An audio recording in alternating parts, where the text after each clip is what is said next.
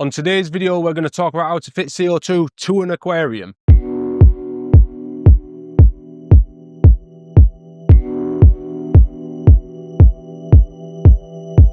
On previous videos, we've talked about what you're going to need for a CO2 system, but on today's video, we're going to rig it all up and we're going to put it on this UNS 30C. First things first, CO2 bottle. There we go. Next thing you're going to need is your CO2 regulator. So this one's a CO2 arc regulator. As talked about in the previous video, the bubble counter is separate when you first open it. Just screw that straight on top of the needle valve. There you go. You're going to need a washer, so the washers are in here.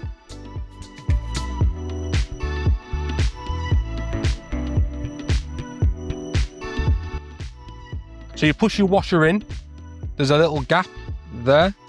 You push your washer over the top and then you put your nut onto the bottle. You just hand tighten it first.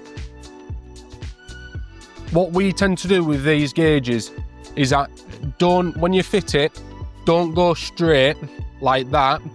Have it on a slight incline like that, and you'll see why in a second. Once you've hand tightened it, you've got your adjustable spanner. Righty tighty, lefty loosey. So to tighten it up, so tighten that on there. Once it's tight enough, you can just pull it a little bit more and then that'll just get your regulator so it's straight all together. Once you're ready and you're happy with that, feel free to open the bottle. What we tend to do is we open the bottle full. If you hear it hissing, just tighten it up with your adjustable spanner. So what you'll notice is the first gauge is shot up. That's testing the pressure that's inside this bottle. So what we're going to do now is we're going to adjust the working pressure. So that's the pressure that's in the line.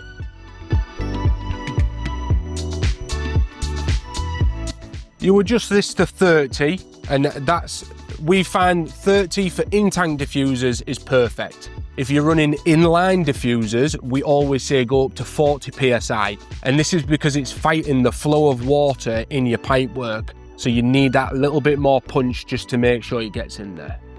So now we're going to fill up the bubble counter. What I'm using here is a syringe from a test kit. That's all you need. You only need about 5 ml of, you can use aquarium water, tap water, whatever you prefer. Unscrew the top. Pop it in there. Screw the top back on.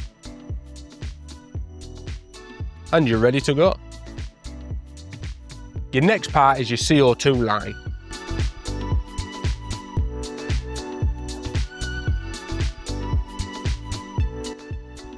You take off the top of the bubble counter. There's a little nut that holds the CO2 resistant tubing to the regulator, because in that line is going to be a build-up of pressure and you don't want it working its way off. The size of the hose on this one is 1 meter, because I'm only going from the side here to this aquarium. We sell it in 3 meter and meter lengths. Now that's pushed on, you put your locking nut over the top. The next job we're going to do is we're going to fit the diffuser. So this is a Neo diffuser, a very small diffuser. We've only got a small aquarium, you see, so you don't need anything too big. So we'll just pop this on the edge of the tank. There. We'll pop the line on top of that.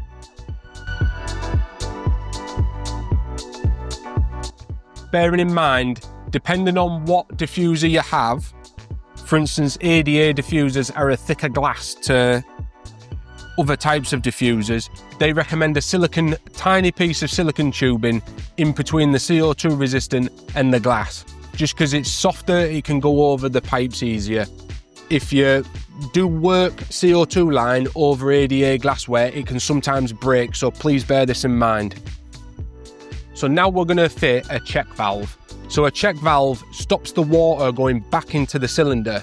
The cylinder is sat above the aquarium at the moment, so it can't possibly do that, but in your home aquarium, if you've got this cylinder underneath your aquarium, as soon as this regulator stops, it wants to back siphon through the diffuser. So we're going to fit that now.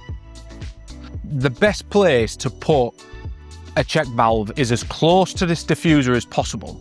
So when this goes off, it's only pulling in to there.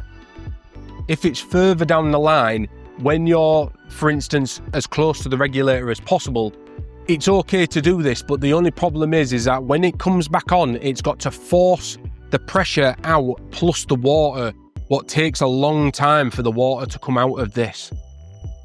So what we'll do is we'll fit it as close to the diffuser as possible. How these check valves work is that it's a pressure resistant check valve, meaning as soon as you push this CO2 tubing in there, it grips around it and the pressure can't just pull it apart. There is a direction to use these. So on here, it says it's printed the flow needs to go through a certain way. So we'll correspond with that.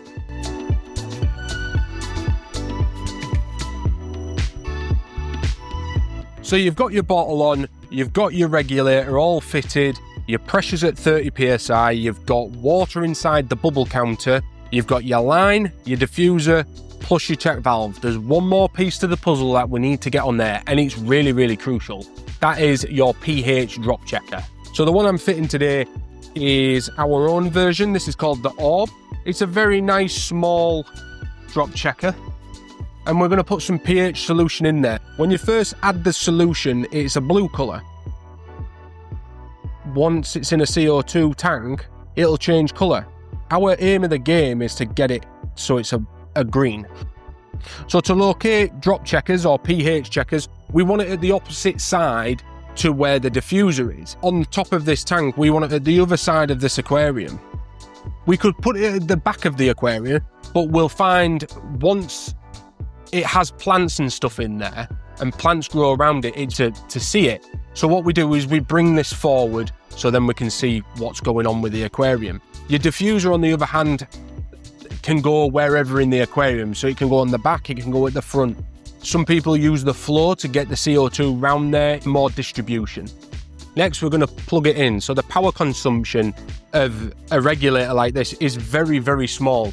So the only thing it's controlling is the solenoid. So it's allowing it to open the valve or close the valve. So the only wattage it's using is 2.5 watts. So before you get going, make sure that your needle valve, what's on the side here, is fully off before we switch it on.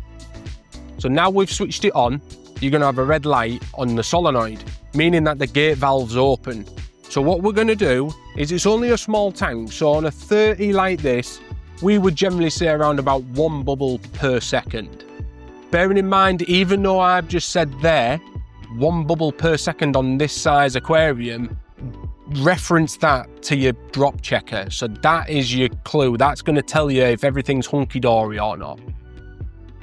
So let's get this started then. So now your gate valve's open. Everything's fine from this side on. We're at 30 psi.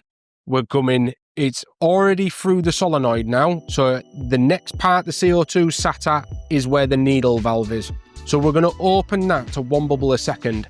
So a needle valve is a very, very small valve where as soon as you open that, sometimes it goes really, really quick. So you've got to be nice and easy with it, and eventually it'll start coming in. There we go. So as it starts coming in there, that is too much for this aquarium for sure. So we're talking 1 bubble per second. So if we tame it back, 1 bubble a second is a good start off on this size aquarium. But what you want to do is you want to leave this running for around about an hour at 1 bubbles per second, making sure you're still at this aquarium, because you need to keep an eye on the inhabitants as well as your drop checker. If your drop checker goes yellow, you need to unplug this, and that'll stop the CO2 from going in the aquarium. You can lift up your filter and this will surface agitate. It'll degas the tank. If your drop checker's still saying blue, you can turn it up a little bit more. But remember, just a tiny bit. With it being a needle valve, the littlest movement can bring a lot of CO2 in. So just a tiny little amount. If you have a 60cm aquarium, we'd recommend starting on 2 bubbles per second. And if it's a 90, we would say 3 bubbles a second. But always remember, that's just a guideline. You may need to alter that depending on your scenario of your aquarium. For instance, if you're running skimmer pipes or actual manual skimmers, their surface agitation is higher than a tank without any skimmers. So tanks with skimmers, you're going to need to put more CO2 in there. And if you've got no skimmer, you need to put less in.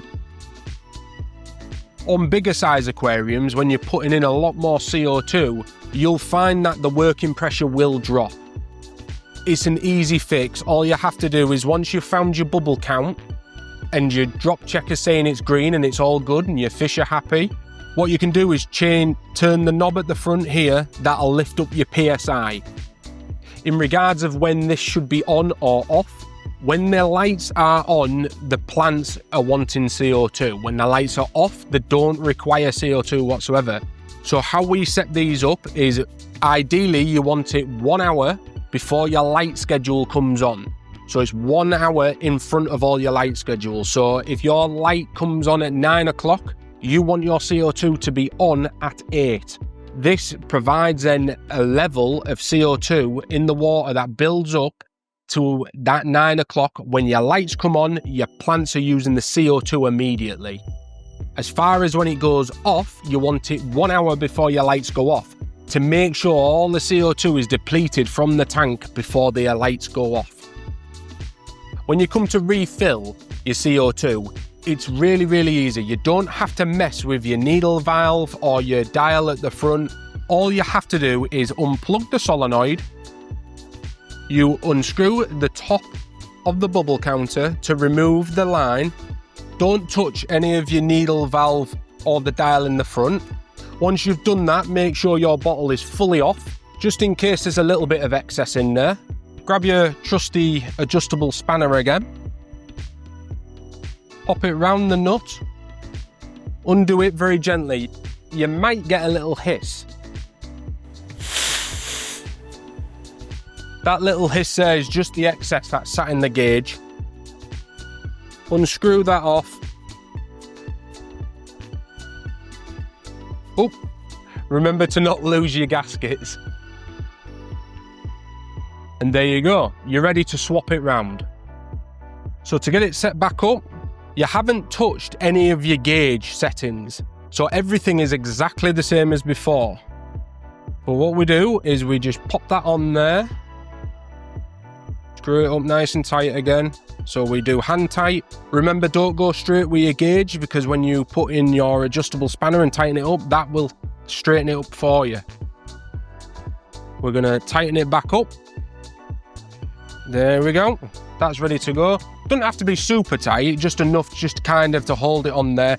Open the bottle up slowly.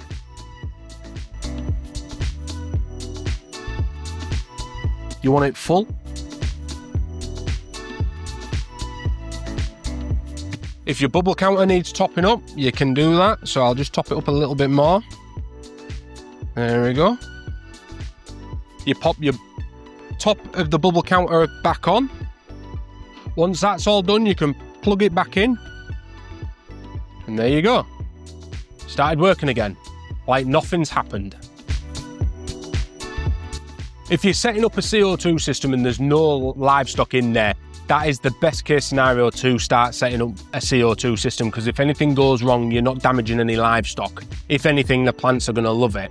Worst case scenario though is that if you've got livestock in there and they're suffering, meaning that they're at the top of the surface and they're gasping away wanting more oxygen. If this does happen, please unplug your solenoid. That stops the CO2 going into the aquarium. it shuts it off. To help them recover faster, you need to ripple the surface. You need to break the surface of the water to remove the gas from that as fast as possible.